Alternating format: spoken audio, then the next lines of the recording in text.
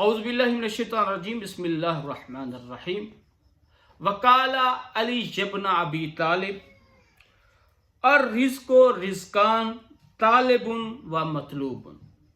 جناب علی نہج البلاغہ میں فرماتے ہیں رزق دو طرح کا ہوتا ہے، ایک وہ جو خود ڈھونڈتا ہے، ایک وہ جسے ڈھونڈا جاتا ہے۔ جو دنیا کا طلبگار انسان ہوتا ہے موت اس کو ڈھونڈتی ہے، جو آخرت کا طلبگار ہوتا ہے وہ موت کو ڈھونڈتا ہے۔ کیوں؟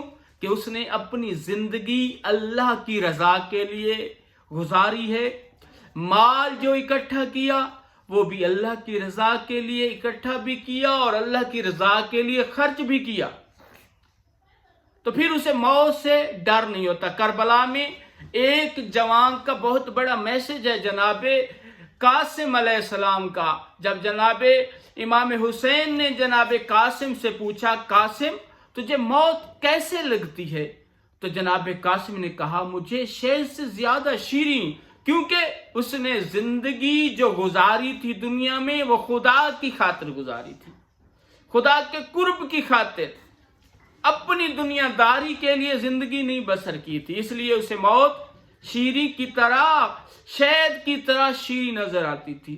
تو عزیزان گرامی، اگر آپ زندگی اللہ کی قرب کی خاطر گزاریں گے، مال جمع کریں گے تو اللہ کی خاطر، اگر آپ دنیا کی خاطر دنیا میں جو کام کریں گے خدا کی خاطر، تو پھر آپ کے لیے موت ایک شہد سے زیادہ شیریں ہوگی۔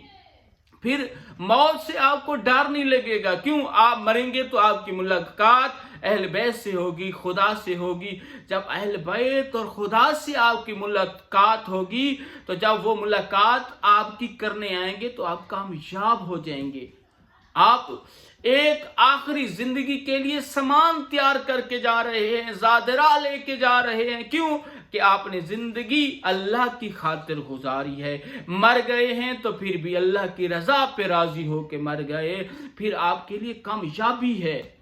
اس کامیابی کو حاصل کرنے کے لیے انسان کو چاہیے کہ اپنی دنیا میں ایسی زندگی گزارے کہ لوگ بھی آپ پر خوش ہوں اور خدا بھی خوش ہو۔